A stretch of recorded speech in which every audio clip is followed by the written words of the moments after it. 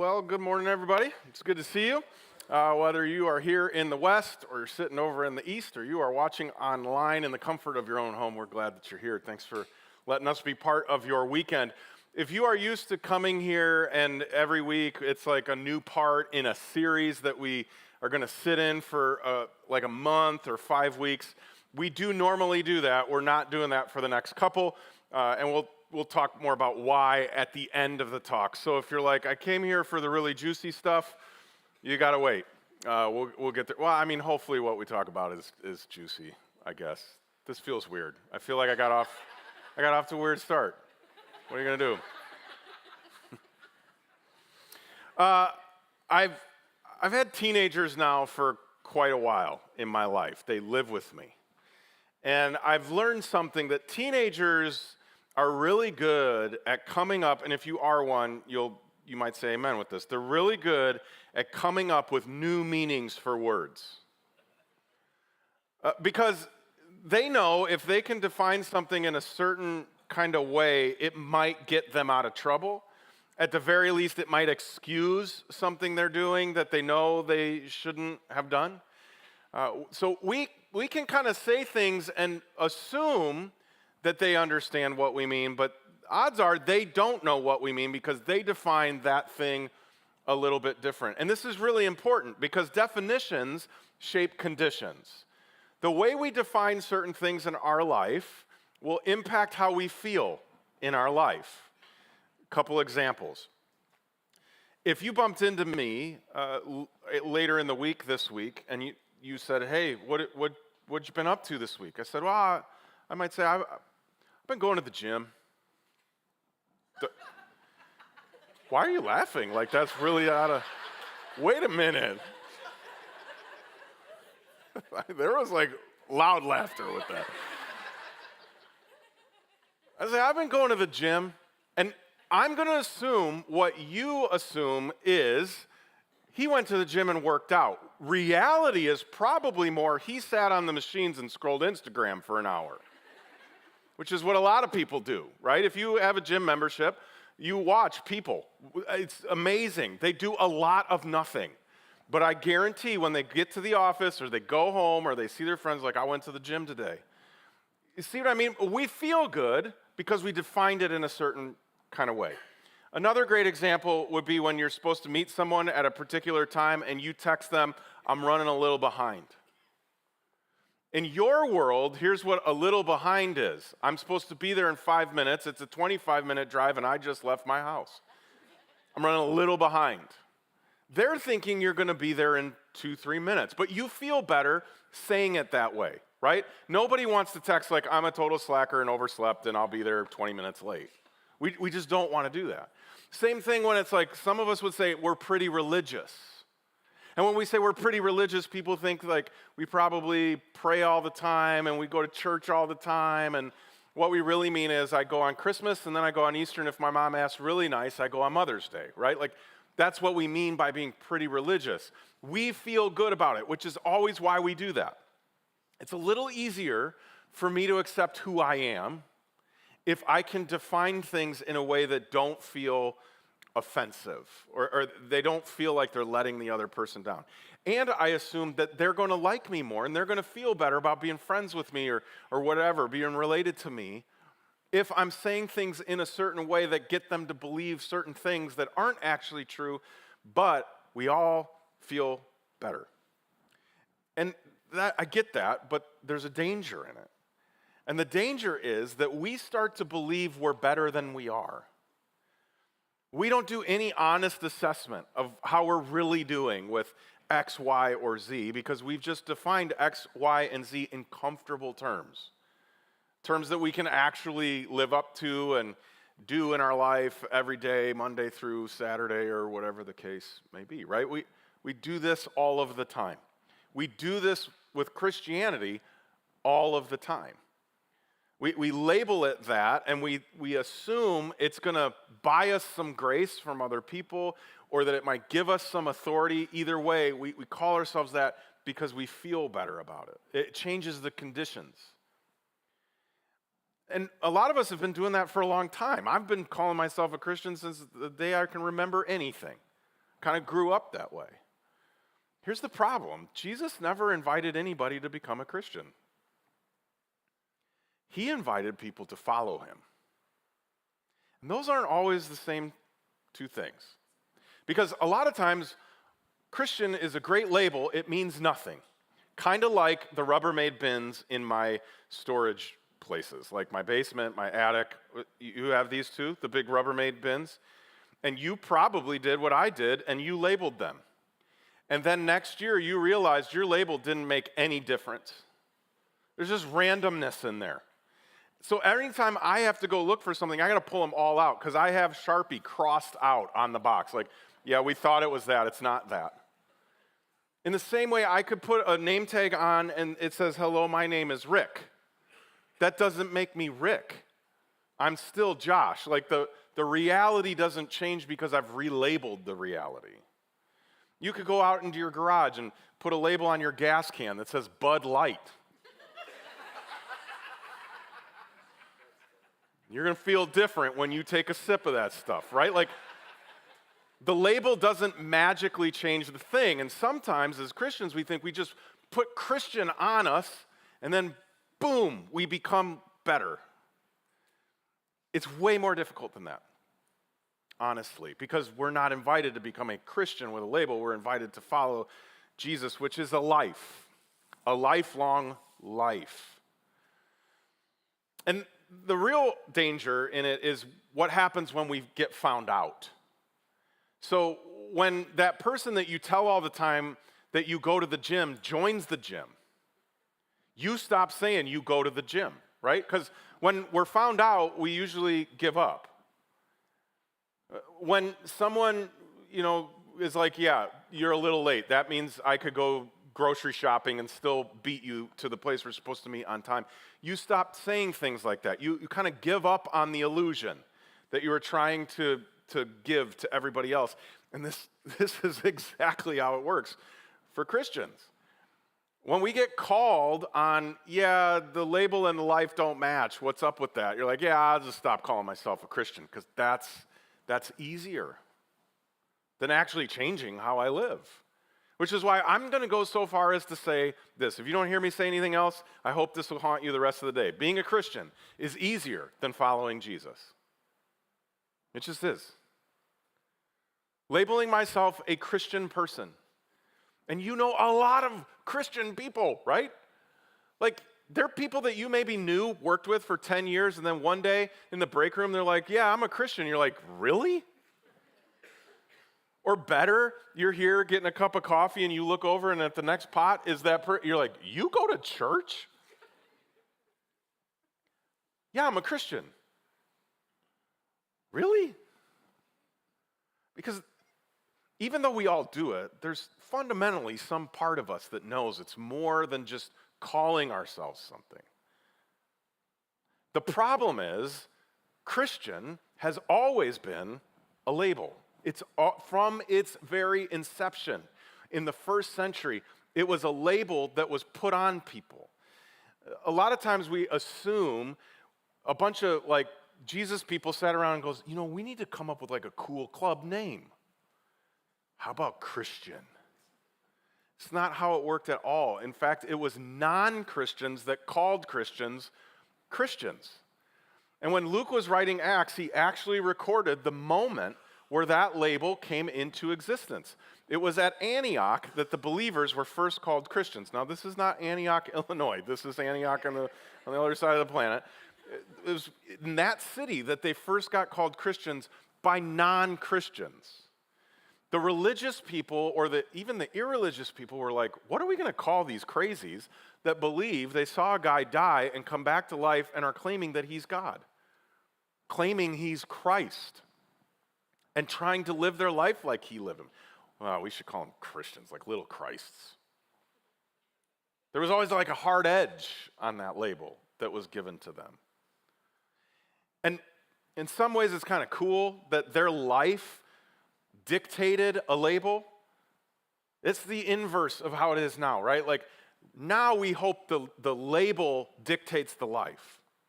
So we say, I'm a Christian, we hope it changes us. But in the first century, they did life so differently that people took notice and went, we need to come up with a category for them because they don't fit in any other category. Their lifestyle mandated a label. And what's happened in the centuries ever since then is we've gotten fixated on the label and we've started to define and redefine and then define and redefine into things that make us comfortable. Because we want to be comfortable as a Christian. In a lot of ways, we became a Christian because it would be more comfortable. The conditions that we were experiencing would be better. We'd at least be able to lay our head on the pillow at night and go, I feel pretty good about being this Christian because the pastor said it would make me better at life, and hopefully that happens one day because I'm a Christian now. And we started thinking, here's what it means to become one. First of all, good news is it's free. There's no membership dues. You get to just become a Christian. And then we started going, and here's a series of statements that you have to agree with. And if you agree with them, then you're a Christian. Requiring nothing of how we actually apply them. We turned Christianity into a brain thing. The original author, Jesus himself, would say, no, it's more a heart thing. Way more a heart thing. More a hands thing than a head thing. Because Jesus did not invite us to a series of comfortable statements. He actually invited us to uncomfortable action. Doing something with what we believed. Why? Because Jesus did something with what he knew. He did something with who he was. Jesus was always active. There's a reason it was hard to find him. He went to the synagogues and he went to the temples, but that's not where he spent most of his time because he was out healing people, helping people, teaching people, serving people. Over and over again, you look at Jesus and you go, he was a man of action. He took seriously who he was. And then he invites you and me to take seriously who he is and pattern our lives after him. Now, Jesus had a whole series of teachings, right? Tons of them. But the most famous one is what is in most circles called the Sermon on the Mount. We talked about this a couple weeks ago if you were here. The reason we call it the Sermon on the Mount is because it was a sermon or a talk that he gave on a mountain. That's how creative they got with the titles back then. This is a Sermon on the Mount. And a lot of times we think it was just given in Matthew 5 through 8 about. But odds are he repeated parts of it here, there, and everywhere, and you're going to see that today. He says a part in Matthew. He also says a part in Luke, but in a different location, because these were kind of the main points that he was trying to instill in people. And over again, Jesus would talk about a brain thing, a statement that people could agree with, and then he would always take it to a deeper level and go, and here's what that looks like in real time. And it was always more difficult. Example, you shouldn't murder people. Jesus would go, but I say, he over and over again would say, but I say, you shouldn't even be angry at someone. Anger and murder, kind of the same thing in Jesus' mind. And over again, you're gonna hear these things from him, and you go, that's not fair, or that's intense. And Jesus would go, yeah, that's what this whole following me thing is. But my favorite part of the Sermon on the Mount is the part where he talks to what most would have considered common law, like a basic understanding of what it means to be human. And he's going to refer to it as a law, but you and I are going to naturally think like Old Testament, 10 Commandments, Jewish law. It's actually not. It's not from the Bible at all. It's just kind of a law, is actually called Harambe's law, that people had adopted as this is the basic function of society. Here we go. This will be familiar. You have heard the law that says the punishment must match the injury, an eye for an eye and a tooth for a tooth. And you're like, preach. Because things should be fair. If I poke you in the eye, well, you get to poke me in the eye. This is how we grew up, right? If I knock one of your teeth out, you should be able to turn around and knock one of my teeth out. We love fair. We love even. It's why we get a little jealous of the Joneses down the street, because we think we should have the nice car too. Why? Because that's fair. We want things to be equal. And Jesus says, I know this is how you function at the most fundamental kind of level. And then his favorite line in this whole talk, but I say, do not resist an evil person. If someone slaps you on the right cheek, offer the other cheek also. You know the phrase, turn the other cheek? They stole that from Jesus. He's the one that said that. And what we have done is we took it and we twisted it and redefined it to be comfortable. Because here's how we understand turn the other cheek. If someone hits you, you turn the other cheek and you walk the other way. There's a little kid once that said something like, they thought they were talking about the rear end cheek. Like you turn that cheek towards them and you walk away. That's not what Jesus meant. Are you ready for this? This is what Jesus' intention is. If someone punches you on the left cheek, offer the right cheek to punch too. Well, that's not fair. Shouldn't I get to punch them? That would be equal. But I'm going to double down and offer them more? Yes. And he's just getting started. If you're sued in court and your shirt is taken from you, give them your coat too. Give them more than they asked for. If a soldier demands that you carry his gear for a mile, carry it 2 miles. You've heard the phrase, go the extra mile. They stole it from Jesus. He said it right here for the very first time because the Romans could stop anybody, especially Jewish people who they were kind of over as the occupied authority. They could say, hey, I don't want to carry my gear. You carry it. And Jesus is saying when you get to the end of that mile, because it was usually considered a mile you could do that for, and they put it down, or they say you can put it down, you look at them and go, I'd like to actually carry it another mile for you. And everybody listening to this is like, that's not fair. Do you know how cruel they are to us? And you want us to do good for them? They've never done anything good for us. They take our money, they put us in prison, they beat us, and oh, by the way, Jesus, they're going to crucify you. And Jesus says, go the extra mile. And then he says this to wrap this part up, give to those who ask, and don't turn away from those who want to borrow. People love this when it gets read at church because they're like, I'm going to ask like 5 people for money when I walk out of here because they can't say no. Jesus said no. Can't say no. There's nothing about what he has just said that I like. You probably don't either. Because it goes against fundamental principles of what I consider to be my human right. It goes against what I just think is normal. You want me to look at people that have done unkind things to me and respond with kindness? Not only that, but kindness plus more?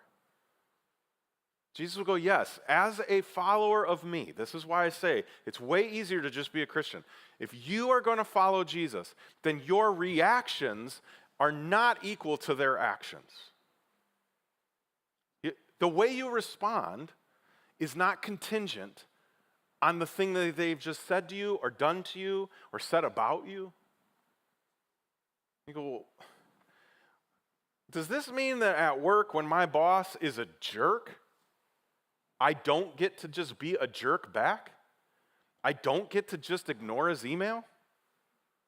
I don't get to mess up his coffee order on purpose? I don't get to you got to give me something, Jesus. Are you telling me that when my spouse isn't loving the way that I want them to be loving, I'm still supposed to be loving towards them the way they want me to love them? When my kid never listens to what I tell them to do, I'm still supposed to go in the middle of the night and pick them up? Yeah, because that's what it means to follow Jesus. And sometimes we go, well, that's easy for you to say, Jesus. You're Jesus. And what's so amazing about this moment when Jesus gives this talk is right afterwards, there's a whole string, Matthew records them, where Jesus is put in a position where he has to decide, is he going to practice what he literally just preached?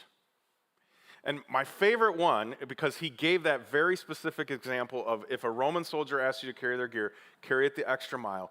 A Roman soldier approaches Jesus. And this is how Jesus handles the situation. When Jesus returned to Capernaum, a Roman officer came and pleaded with him. Lord, my young servant lies in bed, paralyzed and in terrible pain. Most people would think that Jesus would have said, how is that my problem? Or what should I do about it? Instead, he says, I'll come and I'll heal him. And every person around, and there were a bunch, every person around would have gone, what? You're going to go help him? When has Rome ever helped us? You're going to go do good for them? When have they ever done anything good for us? You're going to be kind when they've just been cruel? You're going to be attentive when they have ignored our plight for decades? It's like Jesus' patriotism hangs in the balance. Are you going to be a person that thinks about your people and sticks it to the man who has stuck it to them? Or are you going to do what you just said you were going to do? Which is exactly what Jesus does. And this is one of those cool stories. We don't have time for the whole thing today, but the centurion is like, you don't even have to come, just say the word. And Jesus says the word and the servant is healed, and it's awesome. You should go read it today. But I want to help you understand who this Roman soldier is. He's called a Roman officer in the translation that we just read. A lot of others will use a different word, and it's actually the correct word to use to describe him. He was a centurion. That's not just a cool superhero name. That was a title or a rank given in the Roman military. And there's only one way to achieve that title and rank: violence. That's how you get there. That's how you get to be the big dog. That's how you get to be in charge. Violence. Untethered violence. So this big, strong, armored, powerful, responsible for countless murders, countless Jewish people killed, he comes to Jesus and asks for help. Talk about a slap in the face. And what does Jesus do? He turns the other cheek. He gives more than the guy asked for and goes the extra mile. He practiced what he preached, which is what makes the following part really hard, because it means we have to do like he did in our own context. This is why, and Jesus knew our temptation would be to kind of just, well, let's make this more like a label than an actual life, because that's going to be really hard. I want it to be okay to be angry at people. Because here's what happens. Like, I have good friends that are just the best ever and have walked through some really difficult times in my life. And in the moments where they felt like I wasn't angry enough about the situation I was having to face, I would say, well, what's the point of getting angry? Their response would sometimes be, well, Jesus got angry. And in that, it's like us, we're going to kind of relabel something, we're going to redefine it so that it's okay that I get to do whatever I want to do, actually. Because I can find some random sentence in the Bible that justifies it. And Jesus is like, yeah, it's not that simple. It's not that easy. You don't get to just shift it whenever you don't like it. And so that's why he ends this talk with the story that most of you know, if not all of you, even if you've never been to church before. It's the story of the two guys building houses. And one of them builds a house on rock, and one of them builds a house on sand. And sometimes we're tempted to think that Jesus just had a weird architecture story, but there was deep, deep meaning in it. And because we sang about it in Sunday school, maybe when we were kids growing up, we don't take it super seriously. But listen to the words that Jesus attaches to the story. He says, anyone who listens to my teaching and follows it is wise, like a person who builds a house on solid rock. But anyone who hears my teaching and doesn't obey it is foolish, like a person who builds a house on sand. When the rains and floods come and the winds beat against that house, it will collapse with a mighty crash. Here's what's so cool about this story. Both guys knew how to build a house. They both had gone to enough schooling and been an apprentice for long enough that they both knew how to build a house and did. One of them chose to pay attention to the instructions, and the other one did it his own way. And when the trials came along, when the bad times came along, the one that tried doing it his own way fell apart with a mighty crash. In some ways, they both built structures, but only one of them built a house. They both called it house. But I don't know about you, if I'm going to have a house, it better stand up in a rainstorm. And I think Jesus' message is, listen, you can call yourself a Christian all you want. But the only way it's going to hold up is if you're actually following me. And part of what he did over and over again, not just for a Roman soldier in the first century, but for you and me in the 21st century, is he does good for us when we don't deserve it. He does good for us when we haven't done anything good for him. Jesus calls us to a life of unequal good.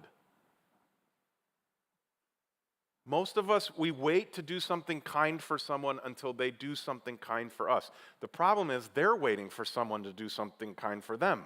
And we're all waiting, and so we're just in the grand waiting room, and nobody is loving anybody because we're waiting to be loved to justify our love for another. And Jesus is like, it doesn't work that way.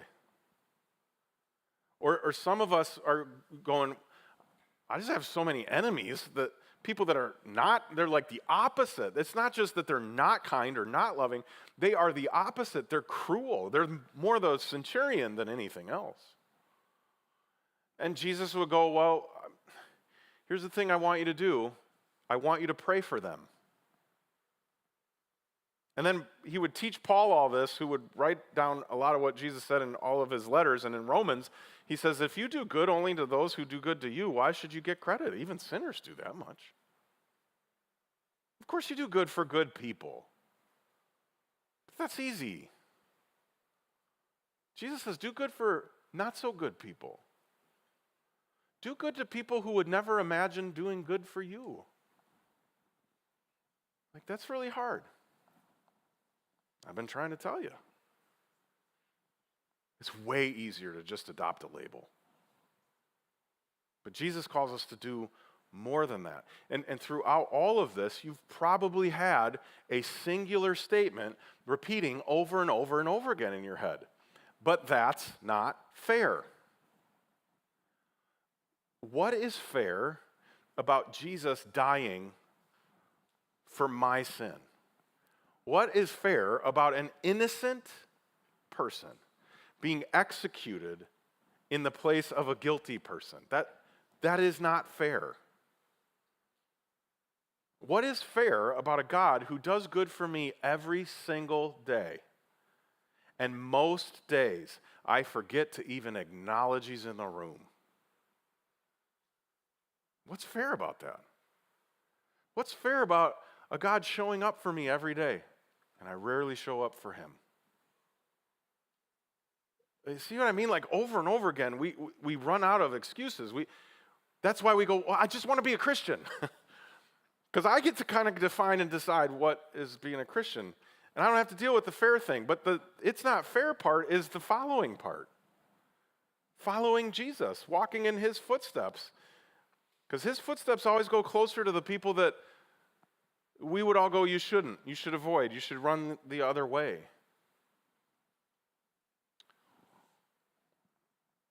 So again, Paul in Romans, he says it in a way that I think you've probably heard before, but I think is so pointed. God showed his great love for us by sending Christ to die for us while we were still sinners. We hadn't even said we were sorry yet. We didn't even know we'd done anything wrong. None of us were even born. You could put in there, Christ showed his love for us, that he died for us while we were still centurions. We were still on the other side. We were the not so good, having good done for us. This is difficult.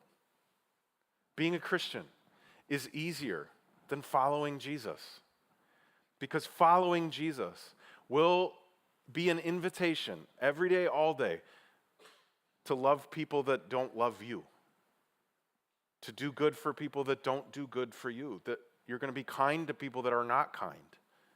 You're going to be joyful around not so joyful people. You're going to give them more than they've bargained for.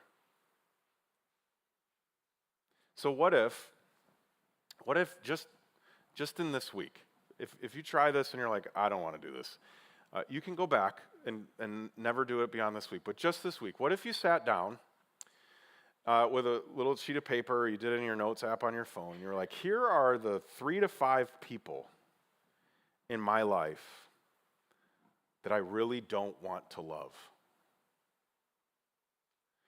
If you write it on paper, make it paper that you are quick to throw away. You don't really want to leave that laying out like your random hit list or something. But like these are the people that I find really difficult to love, really difficult to be kind to.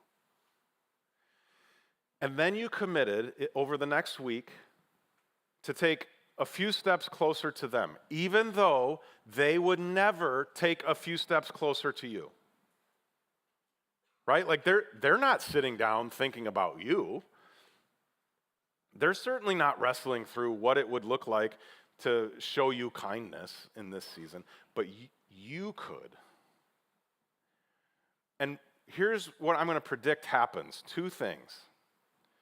Number 1, that person, as you start praying for them and praying about how you could love on them, praying about how you could do good for them even though they won't for you, that person's definition in your heart will change, because it is really difficult to be kind to your enemy.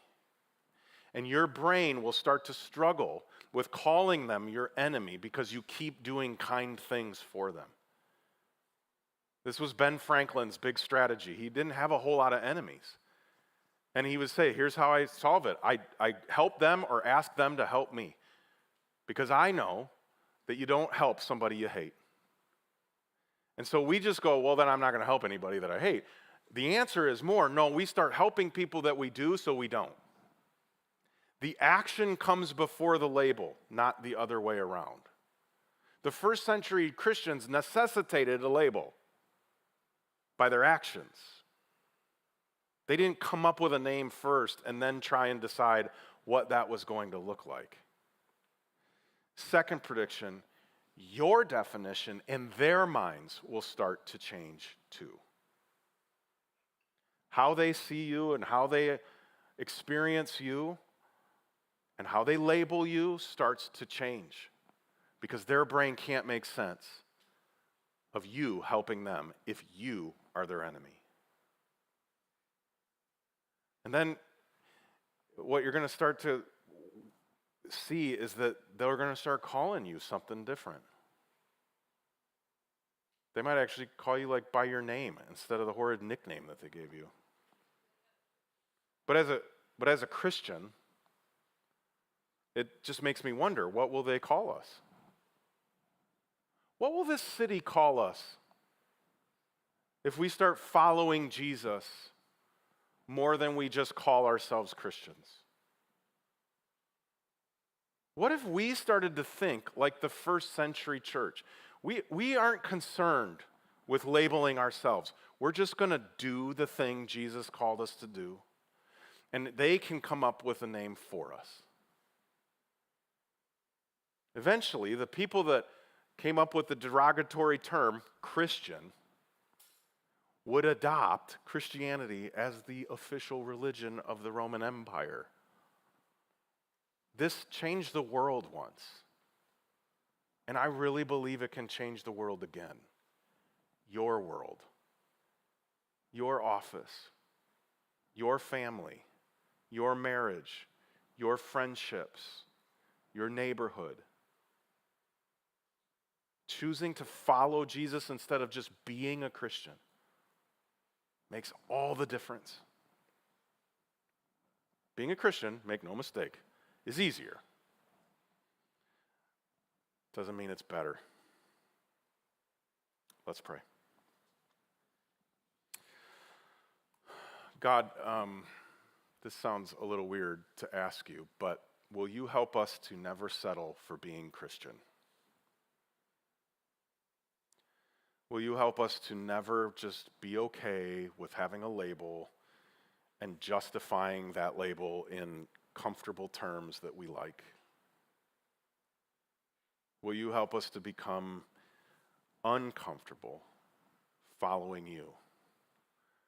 Because it means we may have to speak to people differently. We may have to view people differently. We may have to not post certain things when we really want to because it would put them in their place, or whatever the case may be. It would change how we behave at work or behave in school. But I also believe it would change the world again. So we just want to be in step with what you're doing and who you are. So give us that kind of courage this week. Give us the desire for more than just a label. In Jesus' name, amen. Before you go, I've got one more thing I want to